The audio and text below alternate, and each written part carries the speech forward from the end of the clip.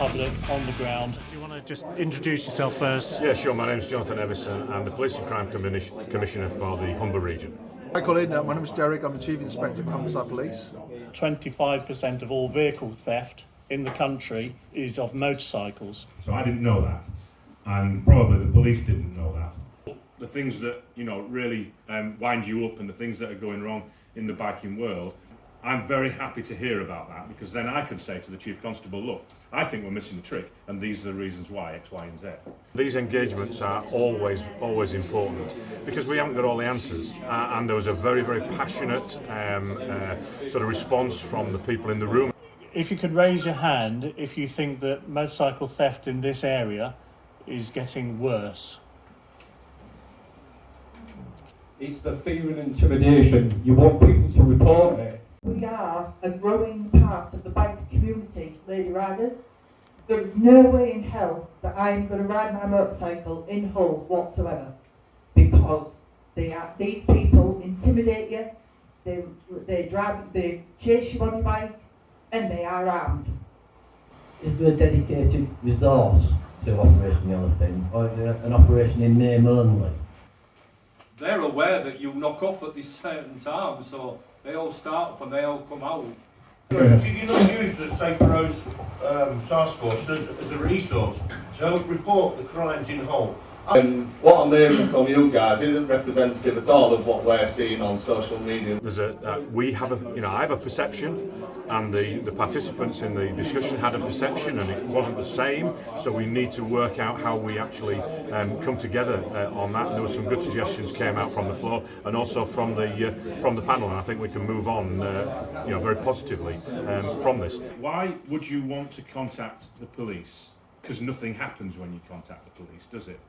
Well, actually, in Humberside, that's not the case. Humberside has probably the best, and certainly one of the best, force control rooms. What you're saying now isn't representative of what we're hearing. So I personally won't come into the city centre now on a motorcycle and leave it and go shopping.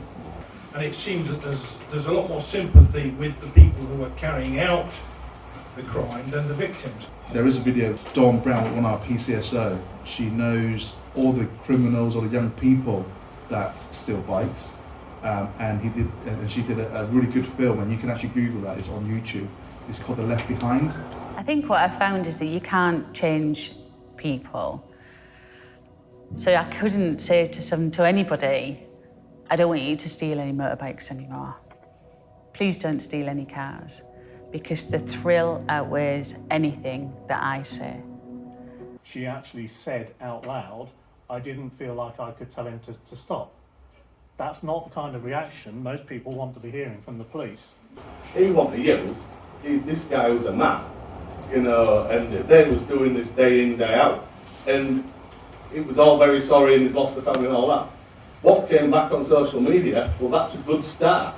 Let's have some more. I'd gladly let them nick my bike if anyone was going to get killed. All of that kind of thing. That is the anger that is going on in this region and this area now about motorcycle theft.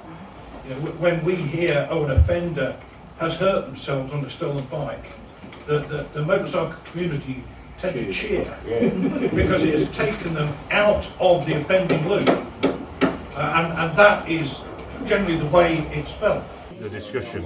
If you want to know what the problem is, and also what the solutions are, you need to talk to the people that are living, that have the lived experience. In this sort of scenario with bikes and whatever, it's the actual bikers. They know what the problem is, and often they know what the solutions are as well.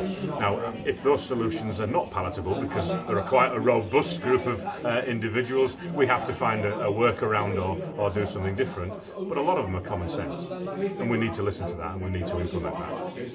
And collectively, we're going to form a group to be able to do that. Bike bikes and other similar methods to try and track things, to try and identify the key people.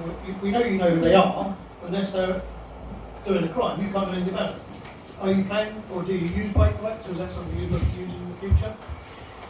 Short answer, yes we do. really honest conversation to understand the feeling of being a victim of crime. So my view is, you've got absolute commitment in terms of Humberside Police. I have exchanged quite a few contacts already. We're going to set a focus group together, and we're going to start really working together to build that confidence again in the community. My commitment to you, let's exchange details today. You've got my detail. Come straight to me around having focus group, because police, sometimes we do not listen to the community. We do tell you how much stuff we're doing. We think we're doing a great job, and actually, if that is the feeling, well, let's have that conversation. Let's exchange details. I'm the lead for Yellowfin in the North Bank. You can have direct contact with me and have your community. And let's not wait for a year or 2 years for this meeting. If there's constant problems, let's do it. I mean, what I'd like to hear you say now is our mission, for you to convince me it's safe to bring my bike and leave it in the city centre and go shopping. You tell me if that's going to be your end goal in all of this, I'll leave here an happy man. I think this has been a very positive meeting. I've actually enjoyed it. It looked like I was enjoying the meeting. From this, I actually really enjoyed it. I find these things quite exciting, really. So if I could ask you all just to briefly show your appreciation with a brief round of applause.